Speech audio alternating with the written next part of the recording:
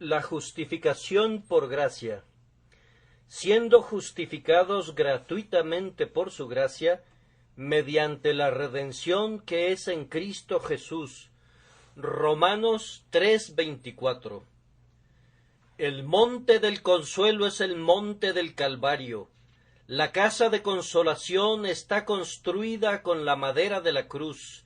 El templo de licores celestiales tiene su fundamento sobre la roca hendida por la lanza que traspasó su costado. Ninguna escena de la historia sagrada alegra jamás el alma como la escena del Calvario. No es extraño que a la hora más oscura que alguna vez amaneció en la tierra pecaminosa, toque el corazón con un poder más suave para consolarlo que la alegría de un ángel, que mire mejor a la cruz el ojo que lamenta que al lugar donde las estrellas de Belén brillan. En ninguna parte puede el alma encontrar consuelo jamás, sino en ese lugar donde la miseria reinó, donde la aflicción triunfó y donde la agonía alcanzó su clímax. Allí la gracia ha excavado una fuente que siempre fluye con aguas puras como el cristal, y cada gota es capaz de aliviar los dolores y las agonías de la humanidad. Ustedes han tenido sus épocas de dolor, mis hermanos y hermanas en Cristo Jesús, y ustedes confesarán que no fue en el monte de los olivos donde encontraron consuelo, ni tampoco en el monte Sinaí, ni en el Tabor. Más bien Getsemaní, Gabata y el Gólgota han sido los instrumentos de consuelo para ustedes. Las hierbas amargas de Getsemaní con frecuencia han quitado las amarguras de sus vidas. El flagelo de Gabata a menudo ha ahuyentado con el látigo sus preocupaciones, y los gemidos del Calvario han hecho huir a todos los otros gemidos.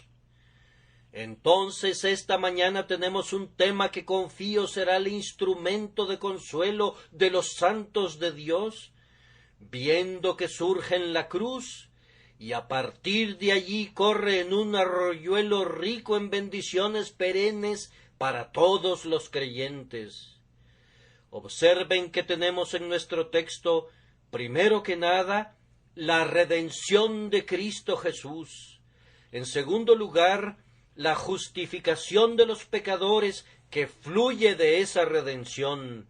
Y luego, en tercer lugar, la manera de dar esta justificación gratuitamente por su gracia.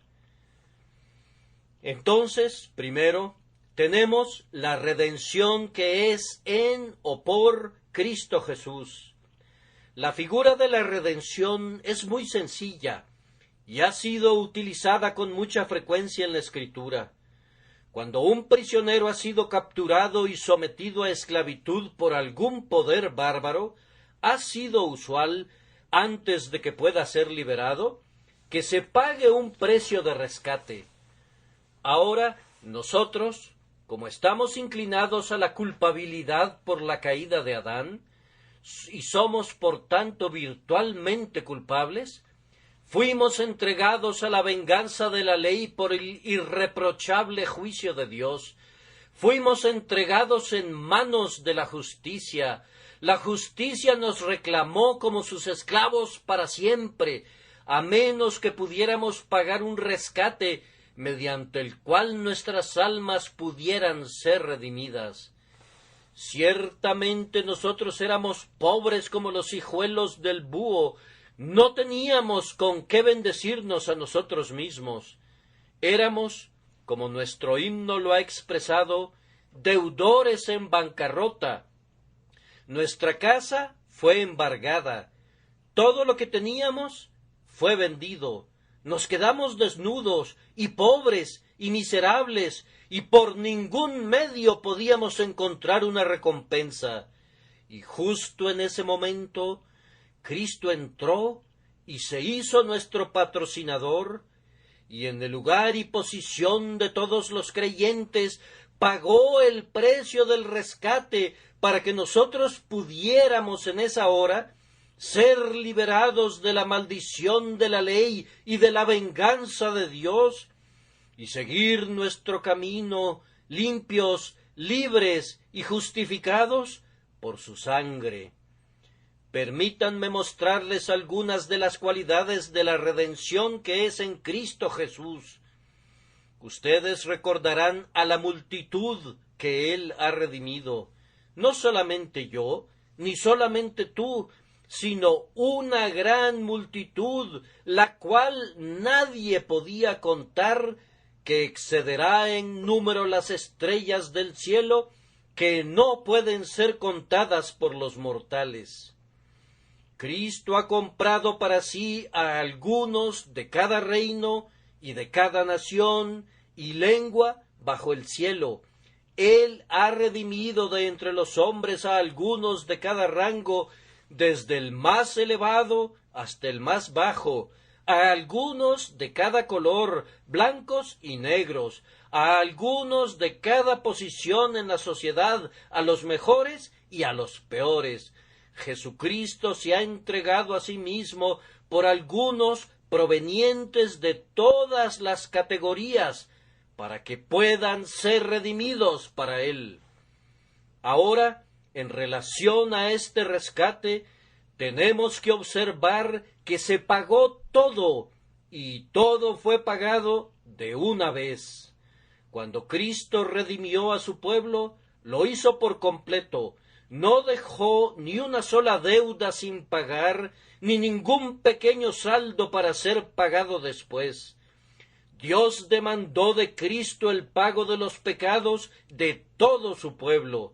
Cristo intervino y pagó hasta el último centavo que su pueblo debía. El sacrificio del Calvario no fue un pago parcial, no fue una exoneración parcial, sino que fue un pago completo y perfecto, y obtuvo una completa y perfecta remisión de todas las deudas de todos los creyentes que han vivido, que viven o que vivirán hasta el fin de los tiempos. En ese día que Cristo colgó en la cruz, no dejó ningún saldo que nosotros tuviéramos que pagar como una satisfacción para Dios. No dejó absolutamente nada, desde un hilo hasta el cordón de los zapatos, que Él no haya satisfecho. Todas las demandas de la ley fueron pagadas en ese momento y en ese lugar por Jehová Jesús, el gran sumo sacerdote de todo su pueblo. Y bendito sea su nombre, lo pagó todo de una vez. El rescate fue tan invaluable, tan digno de un príncipe, y tan generoso fue el precio demandado por nuestras almas, que uno pensaría que hubiera sido maravilloso si Cristo lo hubiera pagado en abonos, parte ahora y parte después. Los rescates de los reyes a veces han sido pagados en parte con un pago inicial y luego en abonos durante un plazo de años. Pero no sucede así con nuestro Salvador. De una vez por todas, Él se dio a sí mismo como sacrificio. De inmediato contó el precio y dijo: consumado es, no quedando nada adicional que Él tuviera que hacer, ni nada que nosotros tuviéramos que llevar a cabo. Él no abonó un pago parcial y luego declaró que vendría de nuevo a morir, o que sufriría de nuevo, o que obedecería de nuevo, sino que liquidó en el acto hasta el último centavo el rescate de todo el pueblo. Y se le dio el recibo de pago total, y Cristo clavó ese recibo en su cruz y dijo: consumado es, consumado es. He suprimido el manuscrito de las ordenanzas, lo he clavado en la cruz. ¿Quién es el que condenará a mi pueblo o le levantará algún cargo? Pues yo deshice como una nube tus rebeliones, y como niebla tus pecados. Y cuando Cristo pagó todo este rescate, observen bien que Él lo hizo todo por sí mismo. Él fue muy especial acerca de eso. Simón el Cireneo pudo haber llevado la cruz, pero Simón el Cireneo no podía ser clavado en ella. Ese círculo sagrado del Calvario estaba reservado exclusivamente para Cristo. 2 ladrones estaban con él allí. Ni había en ese lugar hombres justos, para que nadie dijera luego que la muerte de esos 2 hombres justos ayudó al Salvador. 2 ladrones estaban colgados con él, para que los hombres pudieran ver que había majestad en su miseria, y que él podía perdonar a los hombres y manifestar su soberanía, aun cuando se estaba muriendo. No había hombres justos que sufrieran. Ninguno de sus discípulos compartió su muerte. Pedro no fue arrastrado allí para ser decapitado. Juan no fue clavado a una cruz al lado de él. Fue dejado solo allí. Él dice: he pisado yo solo el lagar, y de los pueblos nadie había conmigo. El total de la tremenda deuda fue puesto sobre sus hombros. Todo el peso de los pecados de todo su pueblo fue colocado sobre él. Una vez pareció tambalearse bajo ese peso. Padre mío, si es posible. Pero luego se puso firme. Pero no se haga mi voluntad, sino la tuya. Todo el castigo de su pueblo fue destilado en una sola copa. Ningún mortal podría darle ni siquiera un sorbo. Cuando él se llevó la copa a sus labios, era tan amarga que casi la rechazó. Pase de mí esta copa. Pero su amor por su pueblo era tan grande que tomó la copa con sus 2 manos y de un solo sorbo de amor bebió hasta el fondo la condenación por todo su pueblo. La tomó toda, lo soportó todo, lo sufrió todo, de tal forma que ahora y por siempre no hay llamas del infierno para ellos, no hay potros de tormento, no tienen aflicciones eternas. Cristo ha sufrido todo lo que ellos deberían haber sufrido, y ellos deben salir y saldrán libres. El trabajo fue llevado a cabo completamente por él mismo, sin ayuda de nadie. Y además, observen que fue aceptado. Verdaderamente fue un rescate excelente. ¿Qué podría igualarlo? Un alma que está muy triste hasta la muerte, un cuerpo desgarrado por la tortura, una muerte del tipo más inhumano y una agonía de tal carácter que la lengua no puede mencionar, ni la mente de un hombre puede imaginar su horror. Fue un precio muy bueno, pero pregunto, ¿fue aceptado? ¿Ha habido precios que se han pagado algunas veces, o más bien que se han ofrecido, que nunca fueron aceptados por las personas a quienes se le había ofrecido, y por eso el esclavo no obtuvo su libertad? Pero este rescate sí fue aceptado. La evidencia es clara. Cuando Cristo declaró que Él pagaría la deuda por todo su pueblo, Dios envió al oficial para que lo arrestara. Lo arrestó en el huerto de Getsemaní y prendiéndolo lo arrastró al pretorio de Pilato, a casa de Herodes y al tribunal de Caifás. El pago fue hecho por completo y Cristo fue puesto en el sepulcro. Estuvo allí, encerrado en prisión vil, hasta que la aceptación fuera ratificada en el cielo. Durmió allí durante 3 días en su tumba.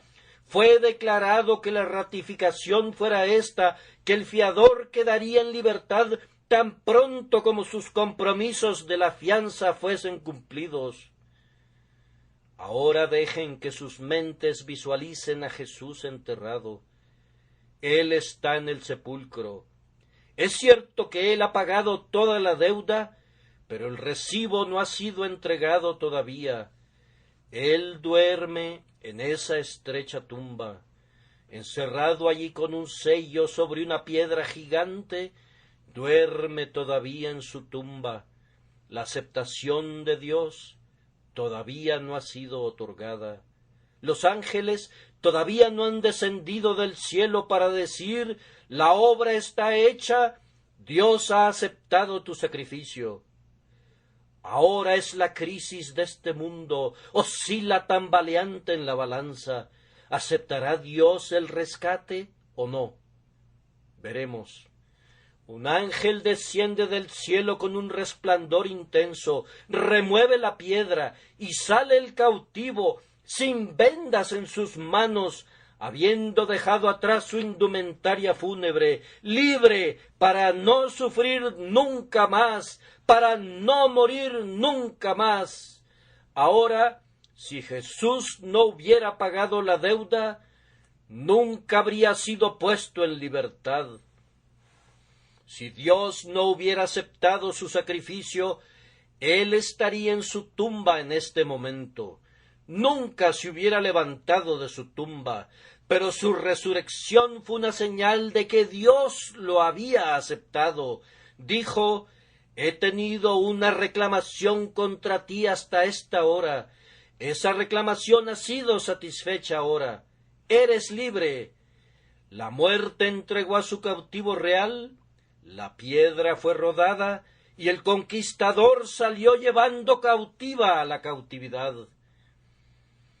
Y además, Dios dio una segunda prueba de aceptación, pues llevó al cielo a su unigénito Hijo, y lo sentó a su diestra, muy por encima de los principados y potestades, y por medio de eso quiso decirle: siéntate en el trono, pues has hecho la obra poderosa.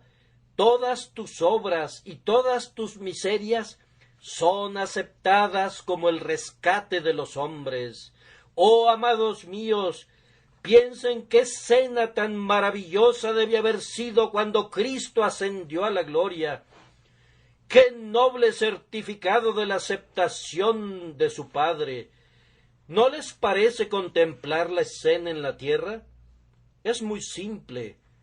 Unos cuantos discípulos están sobre una colina y Cristo comienza a ascender con un movimiento lento y solemne, como si un ángel lo impulsara con suavidad, gradualmente, como niebla o vapor que se levanta de un lago hasta los cielos.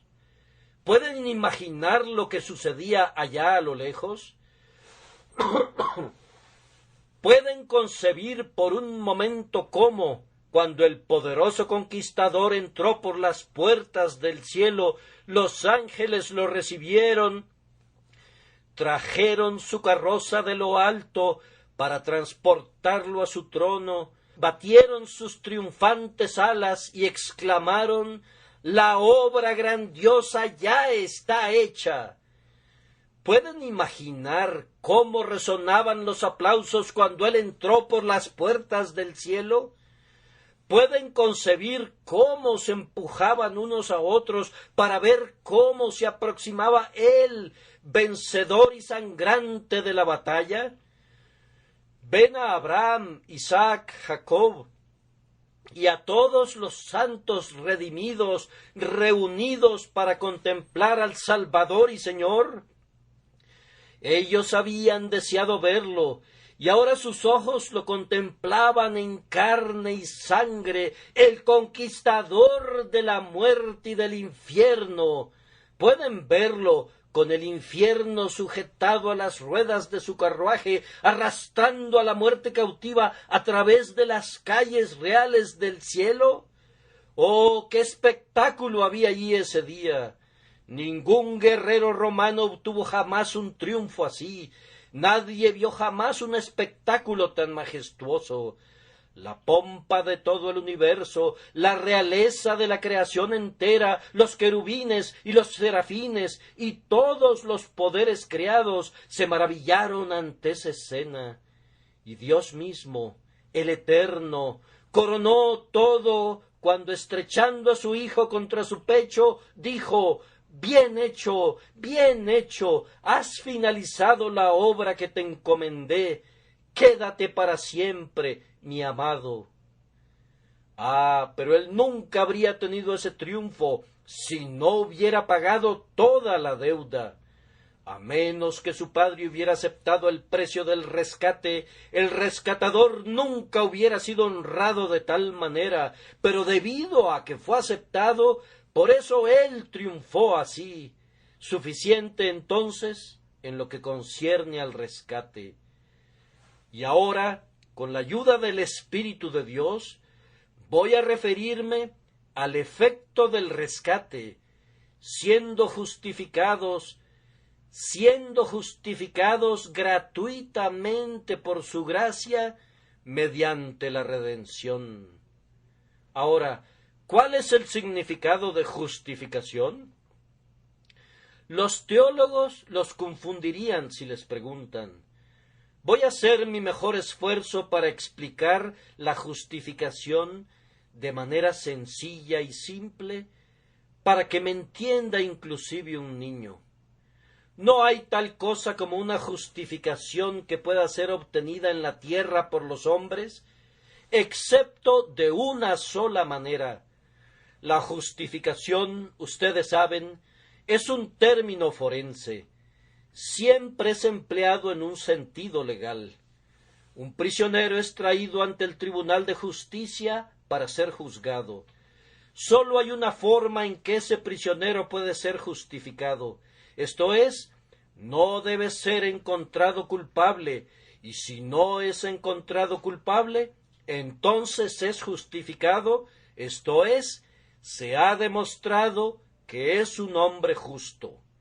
Si ese hombre es encontrado culpable, no puede ser justificado. La reina puede perdonarlo, pero ella no puede justificarlo. Sus hechos no son justificables si fuera culpable de ellos, y él no puede ser justificado por ellos. Puede ser perdonado, pero ni la realeza misma podrá jamás lavar el carácter de ese hombre. Es tan criminal cuando es perdonado como lo era antes de ser perdonado. No hay ningún medio entre los hombres de justificar a un hombre de una acusación que es levantada en su contra, excepto cuando se demuestra que no es culpable. Ahora, la maravilla de maravillas es que se ha demostrado que somos culpables y sin embargo somos justificados. Se ha leído el veredicto en contra nuestra de culpables y sin embargo, a pesar de ello, somos justificados. ¿Puede algún tribunal terrenal hacer eso? No, la redención de Cristo logró eso, que es una imposibilidad para cualquier tribunal de la tierra. Todos nosotros somos culpables. Lean el versículo 23 que precede inmediatamente al texto. Por cuanto todos pecaron y están destituidos de la gloria de Dios. Allí es presentado el veredicto de culpables, y sin embargo, inmediatamente después, se dice que somos justificados gratuitamente por su gracia. Ahora, permítanme explicarles cómo justifica Dios al pecador. Voy a suponer un caso imposible. Un prisionero ha sido juzgado y condenado a muerte. Él es un hombre culpable. Él no puede ser justificado porque es culpable. Pero ahora, supongan por un momento que pudiera ocurrir algo así, que alguien más pudiera participar, y que pudiera asumir toda la culpa de ese hombre, que pudiera ponerse en su lugar y por algún proceso misterioso, que por supuesto es imposible entre los hombres, se convirtiera en ese hombre, o tomara sobre sí el carácter de ese hombre. Él, el hombre justo, pone al rebelde en su lugar y convierte al rebelde en un hombre justo. Nosotros no podemos hacer eso en nuestras cortes. Si yo me presentara ante un juez y él decidiera que debe encarcelarme durante un año en vez de un desgraciado que fue condenado ayer a un año de prisión, yo no podría asumir su culpa. Podría sufrir su castigo, pero no podría llevar su culpa. Ahora, lo que la carne y la sangre no pueden hacer, eso hizo Jesucristo mediante su redención. Aquí estoy yo, el pecador. Yo me refiero a mí mismo como representando a todos ustedes. Estoy condenado a muerte. Dios dice, voy a condenar a ese hombre. Debo, quiero y lo voy a castigar. Cristo interviene, me hace a un lado y se pone en mi lugar. Cuando se pide que hable el reo, Cristo dice, culpable, y hace que mi culpa sea suya. Cuando se va a aplicar el castigo, Cristo se presenta, dice, castígame a mí, he puesto mi justicia en ese hombre, y yo he tomado sobre mí los pecados de ese hombre. Padre, castígame a mí, y considera a ese hombre como si fuera yo. Deja que él reine en el cielo, y que yo sufra sus miserias. Déjame que yo soporte su maldición, y que él reciba mi bendición. Esta maravillosa doctrina del intercambio de lugares entre Cristo y los pobres pecadores es una doctrina de revelación, pues no habría podido ser concebida por la naturaleza humana. Permítanme que lo explique de nuevo, no sea que no quedó muy claro. La forma en que Dios salva a un pecador no es, como dicen algunos, ignorando el castigo. No, el castigo ha sido cumplido por completo. Es colocando a otra persona en el lugar del rebelde. El rebelde debe morir. Dios dice que debe morir. Cristo dice, yo seré el sustituto del rebelde. El rebelde tomará mi lugar y yo tomaré el suyo. Dios consiente a esto. Ningún monarca de la tierra tendría poder para dar su consentimiento a un cambio así, pero el Dios del cielo tenía el derecho de hacer lo que él quisiera. En su infinita misericordia dio su beneplácito al arreglo. Hijo de mi amor, dijo, debes colocarte en el lugar del pecador. Debes sufrir lo que correspondía sufrir a él. Debes ser considerado culpable, tanto como él fue considerado culpable. Y después voy a ver al pecador bajo otra luz. Lo veré como si fuera Cristo. Lo aceptaré como si fuera mi unigénito Hijo, lleno de gracia y de verdad. Le daré una corona en el cielo y lo llevaré en mi corazón por toda la eternidad. Esta es la forma en que somos salvados, siendo justificados gratuitamente por su gracia, mediante la redención que es en Cristo Jesús. Y ahora proseguimos a explicar algunas de las características de esta justificación. En el momento en que un pecador arrepentido es justificado, recuerden, él es justificado en relación a todos sus pecados. He aquí un hombre plenamente culpable. En el instante en que cree en Cristo, recibe su perdón de inmediato y sus pecados ya no son más suyos, son arrojados a las profundidades del mar. Fueron puestos sobre los hombros de Cristo y han desaparecido. Ahora es un hombre justo a los ojos de Dios y acepto en el amado. ¿Cómo dicen? ¿Quieres decir eso literalmente? Así es, en efecto. Esa es la doctrina de la justificación por la fe. El hombre deja de ser considerado por la justicia divina como un ser culpable.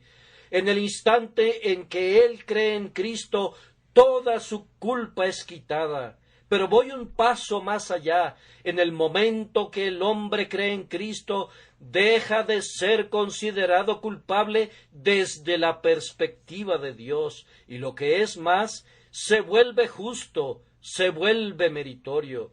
Pues en el instante en que Cristo toma sus pecados, Él toma la justicia de Cristo. Así que cuando Dios mira al pecador, que sólo una hora antes estaba muerto en pecados, ahora lo contempla con tanto amor y afecto como siempre miró a su Hijo. Él mismo lo ha dicho: como el Padre me ha amado, así también yo os he amado. Él nos ama tanto como su Padre le ama a Él. ¿Pueden creer en una doctrina como esa? ¿No sobrepasa a todo pensamiento? Pues bien, es una doctrina del Espíritu Santo, la doctrina mediante la cual debemos esperar ser salvados. ¿Podría yo ilustrar mejor este pensamiento para cualquier persona no instruida? Les voy a decir la parábola que encontramos en los profetas, la parábola de Josué, el sumo sacerdote. Josué entra vestido con ropas inmundas. Esas ropas inmundas representan sus pecados. Quítenle esas ropas inmundas. Ese es el perdón. Pongan una mitra en su cabeza, vístanlo con ropajes reales, háganlo rico y apreciable. Eso es la justificación. Pero ¿de dónde salen estas ropas y a dónde van a parar esos harapos? Los harapos que Josué vestía pasan a Cristo, y con las vestiduras de Cristo se viste Josué.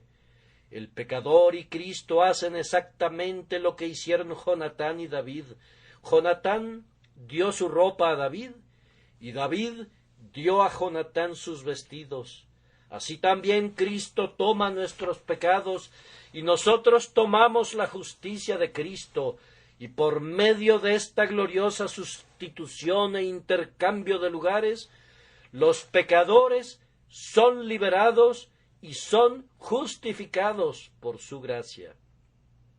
Pero, dice alguien, nadie es justificado así, sino hasta que se muera. Créanme, lo es. El instante en que un pecador cree y confía en su Dios crucificado, recibe de inmediato su perdón, salvación plena mediante su sangre. Si aquel joven por allá ha creído verdaderamente en Cristo hoy, habiéndose dado cuenta mediante una experiencia espiritual de lo que yo he intentado describir, está tan justificado ahora a los ojos de Dios como lo estará cuando esté ante el trono. Los espíritus gloriosos no son más aceptables a Dios en el cielo que el pobre hombre aquí en la tierra que ha sido justificado una vez por la gracia. Es una perfecta purificación, es un perfecto perdón, una perfecta imputación. Somos plenamente, libremente y totalmente aceptados por Cristo nuestro Señor. Solo una palabra más sobre esto y dejaré el tema de la justificación. Quienes han sido justificados una vez, son justificados irreversiblemente. Tan pronto un pecador ocupe el lugar de Cristo y Cristo tome el lugar del pecador, no hay temor de un segundo cambio. Si Jesús ha pagado la deuda una vez, la deuda está saldada y nunca más será presentada al cobro. Si son perdonados de una vez y para siempre. Dios no otorga al pecador su libre perdón, firmado de su puño y letra, para retractarse más tarde y castigarle. Está lejos de Dios proceder de esta manera. Él dice: he castigado a Cristo, tú puedes irte libremente. Y después de esto, nos gloriamos en la esperanza de la gloria de Dios, porque, justificados pues por la fe, tenemos paz para con Dios por medio de nuestro Señor Jesucristo. Oigo que alguien exclama: esa es una doctrina extraordinaria. Bien, alguien puede pensar así, pero déjenme decirles que es una doctrina que profesan todas las iglesias protestantes, aunque no la prediquen. Es la doctrina de la iglesia anglicana, es la doctrina de Lutero, es la doctrina de la iglesia presbiteriana, es visiblemente la doctrina de todas las iglesias cristianas. Y si resulta extraña a los oídos de ustedes, es porque no están acostumbrados a oír y no porque la doctrina sea extraña. Es doctrina de la Santa Escritura que nadie puede condenar a quien Dios justifica, y nadie puede acusar a aquellos por los que Cristo ha muerto, pues están completamente liberados de pecado. Así que, como dice uno de los profetas, Dios no ha notado iniquidad en Jacob, ni ha visto perversidad en Israel. En el mismo instante en que ellos creen, sus pecados son imputados a Cristo, dejan de ser suyos, y la justicia de Cristo les es imputada y contada como suya, de manera que son aceptados. Y ahora voy a terminar con un tercer punto, el cual espero exponer brevemente y con mucho denuedo: la forma de otorgar esta justificación. John Bunyan diría que hay personas a quienes se les hace agua la boca por este gran don de la justificación. Algunos de mis oyentes estarán diciendo: oh, si yo pudiera ser justificado. Pero ¿podré serlo, amigo? He sido un borracho, he sido un blasfemo, y todo lo ruin que pueda ser un hombre. ¿Acaso puedo ser justificado? ¿Tomará Cristo mis negros pecados, y tomaré yo sus blancas vestiduras? Sí, pobre alma, si tú lo deseas, si Dios te ha hecho desearlo. Si confiesas tus pecados, Cristo está dispuesto a tomar tus harapos y a darte su justicia para que sea tuya para siempre. Bien, pero ¿cómo se puede obtener?, dirá alguno. ¿He de ser un santo varón durante muchos años para llegar a conseguirlo? Escucha: gratuitamente por su gracia, gratuitamente, porque no hay precio que pueda pagarlo, por su gracia, porque no es por nuestros méritos. Pero yo he estado orando por ello, y no creo que Dios me perdone si no hago algo para merecerlo. Te digo, amigo, que si traes alguno de tus méritos, jamás serás perdonado. Dios otorga su justificación gratuitamente, y si tú traes algo para pagarla, te lo tirará a la cara y no te dará su justicia. Él la otorga gratuitamente. El viejo Rowland Hill fue cierta vez a predicar a una feria. Observó cómo los comerciantes vendían sus mercancías en subasta pública. Entonces Rowland dijo: yo también voy a hacer una subasta en la que venderé vino y leche sin dinero y sin precio. Mis amigos allí, dijo, se esfuerzan porque ustedes puedan llegarles a sus precios. Mi problema es que yo no encuentro quien sea capaz de bajarse a los míos. Y esto, mis queridos oyentes, sucede con los hombres. Si yo predicara una justificación que se pudiera comprar con dinero ¿quién se iría de aquí sin ser justificado? Si yo predicara una justificación que se puede obtener caminando 100 kilómetros, ¿no nos convertiríamos en peregrinos cada uno de nosotros mañana mismo? Si yo predicara una justificación que consistiera en flagelos y torturas, habría muy pocas personas que no aceptarían la tortura, y debo agregar que muy severamente. Pero si se trata de una justificación que es gratuita, gratuita, gratuita, los hombres la desprecian. ¿Cómo voy a obtenerla completamente gratis sin que yo haga nada? Así es, la debes obtener a cambio de nada o jamás la tendrás. Es gratuita. Pero ¿acaso no puedo ir a Cristo y apelar a su misericordia diciendo, Señor, justifícame, pues no soy tan malo como los demás?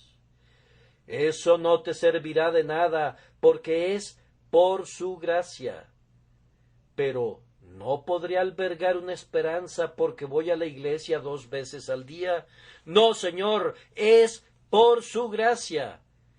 Pero tampoco podré alegar que intento ser cada vez mejor. No, Señor, es por su gracia. Insultas a Dios queriendo comprar sus tesoros con tu dinero falso. Oh, qué ideas tan pobres tienen los hombres sobre el valor del Evangelio de Cristo cuando piensan que pueden comprarlo. Dios no aceptará las sucias monedas de ustedes para que compren el cielo. Una vez, un rico moribundo creyó que podría comprar un lugar en el cielo construyendo por su cuenta una serie de asilos. Un buen hombre se aproximó a su lecho de enfermo y le preguntó, ¿cuánto más va a dejar usted? 20,000 libras. Esa cantidad no podría comprar el suficiente espacio para que sus pies puedan pisar el cielo, pues sus calles son de oro. ¿Qué valor puede tener su oro? Sería considerado como nada cuando el suelo del cielo está empedrado con oro. No, amigos míos, no podemos comprar el cielo ni con oro, ni con buenas obras, ni con oraciones, ni con nada. ¿Cómo habremos, pues, de conseguirlo? Con solo pedirlo.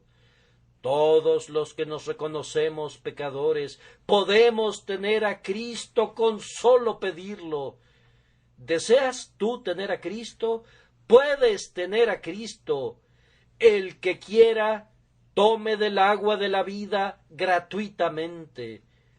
Pero si tú te apegas a tus propios conceptos diciendo, no, yo trataré de hacer muchas obras buenas y luego voy a creer en Cristo, te respondo, amigo mío, que serás condenado si crees en semejante engaño.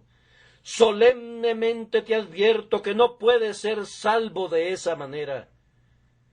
Bien, pero ¿no he de hacer buenas obras? Ciertamente que sí. Pero no debes confiar en ellas, debes confiar solamente en Cristo, y después haces las buenas obras. Pero, dice alguien, yo creo que si hiciera algunas buenas obras, me servirían de recomendación cuando me acercara a Cristo.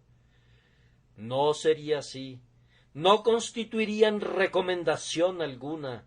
Supongan que un mendigo, usando guantes blancos de piel fina, se acercara a la casa de alguien diciendo que tiene mucha necesidad y que necesita una limosna. ¿Le servirían de recomendación sus guantes blancos para mover a alguien a la caridad?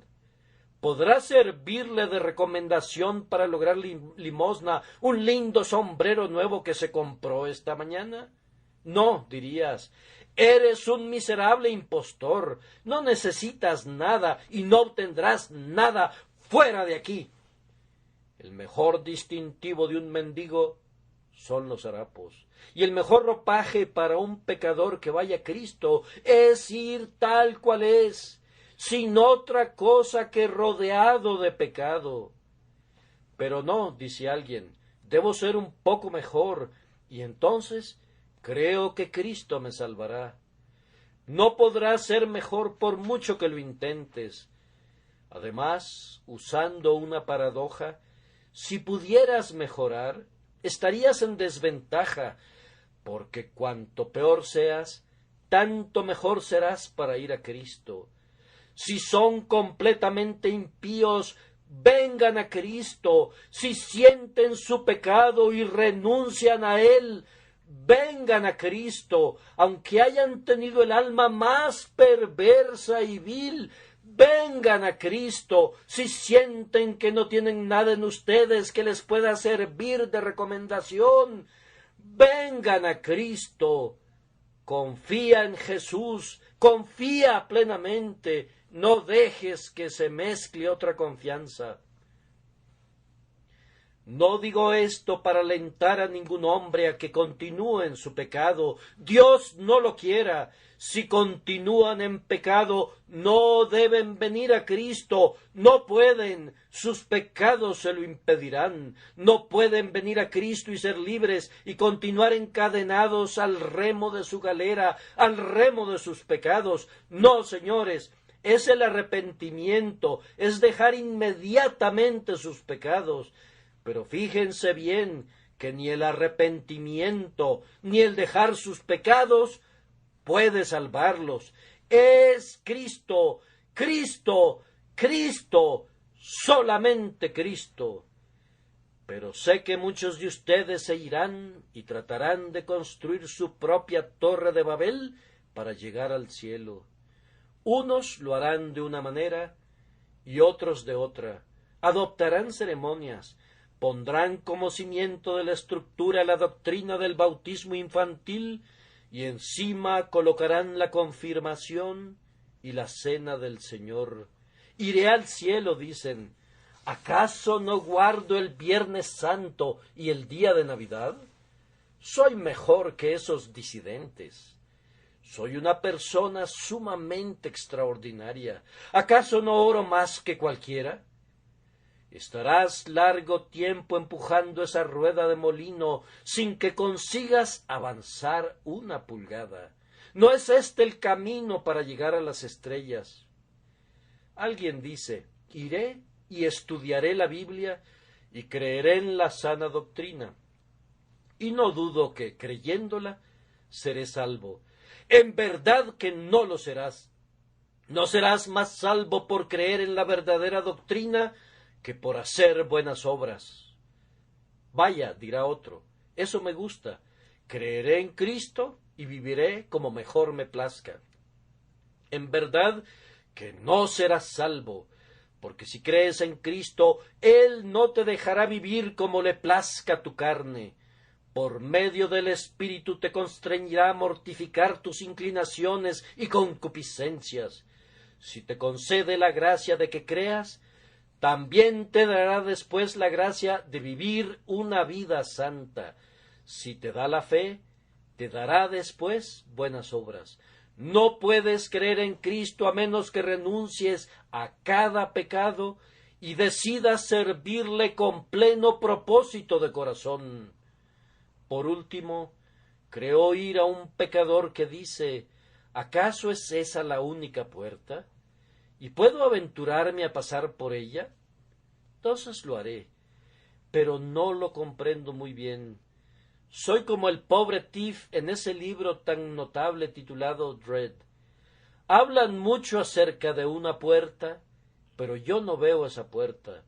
Hablan mucho sobre un camino, pero no puedo verlo, porque si el pobre Tiff pudiera ver el camino, saldría por él con aquellos niños.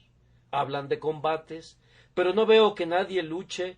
De otro modo yo también combatiría. Permítanme que se los explique, pues. Encuentro en la Biblia palabra fiel y digna de ser recibida de todos, que Cristo Jesús vino al mundo para salvar a los pecadores. ¿Qué otra cosa pueden hacer sino creer en esto y confiar en Él?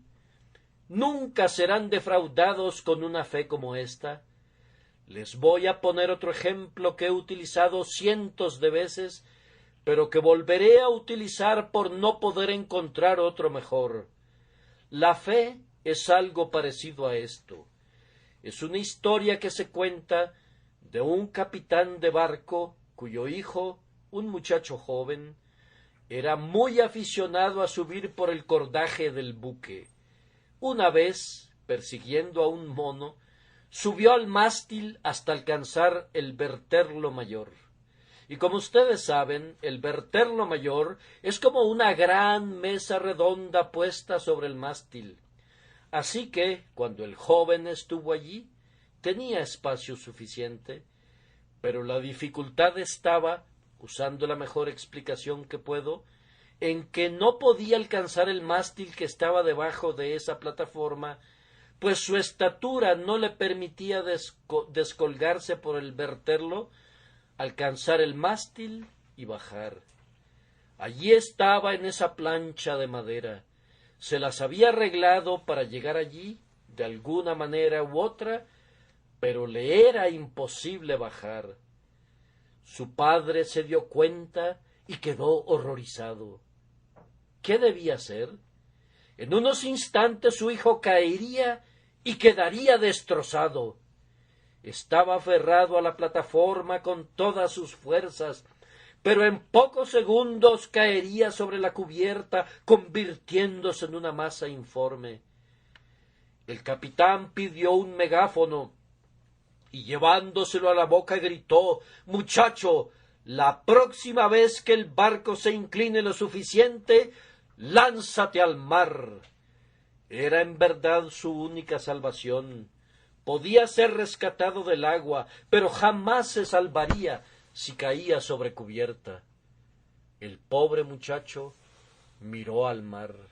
La altura era impresionante. No podía soportar la idea de arrojarse a la corriente que rugía allá abajo. Le pareció brava y peligrosa. ¿Cómo podría lanzarse a ella? Y así se aferró con todas sus fuerzas a la plataforma, aunque no había duda que pronto se soltaría y perecería. El padre pidió una pistola y apuntando al muchacho dijo: «Muchacho, la próxima vez que el barco se incline, lánzate al mar o si no te disparo». El chico sabía que su padre cumpliría su palabra y así, cuando el barco se inclinó hacia un costado, se lanzó al mar. Los robustos brazos de los marineros fueron tras él y lo rescataron subiéndole a cubierta. Como aquel joven, nosotros nos encontramos por naturaleza en una posición de peligro extremo, del cual ni ustedes ni yo tenemos la menor posibilidad de escapar por nosotros mismos. Desafortunadamente, tenemos algunas buenas obras propias a las que, como aquella plataforma, nos aferramos de forma tan entrañable que no la soltaremos nunca. Cristo sabe que, si no la soltamos, terminaremos hechos pedazos, pues esa confianza putrefacta nos destruirá. Y por eso dice: «Pecador, abandona esa confianza en tus propias obras y arrójate en el mar de mi amor». Nosotros miramos hacia abajo diciendo: ¿podré ser salvo confiando en Dios? Parece como si estuviera disgustado conmigo y no podría confiar en Él. ¡Ah! ¿No te persuadirá el tierno grito de la misericordia: «El que creyere será salvo»? ¿Acaso es necesario que te apunte con el arma de la destrucción? El que no creyere será condenado. Ahora te encuentras en la misma posición que aquel joven. Te hallas en una situación que encierra un peligro inminente, y despreciar el consejo del Padre es motivo de la más terrible alarma y hace que tu peligro se agrave. Debes hacerlo, o de otro modo morirás. Deja de aferrarte. La fe consiste en que un pecador se suelte de su asidero y se deje caer, y así es salvado.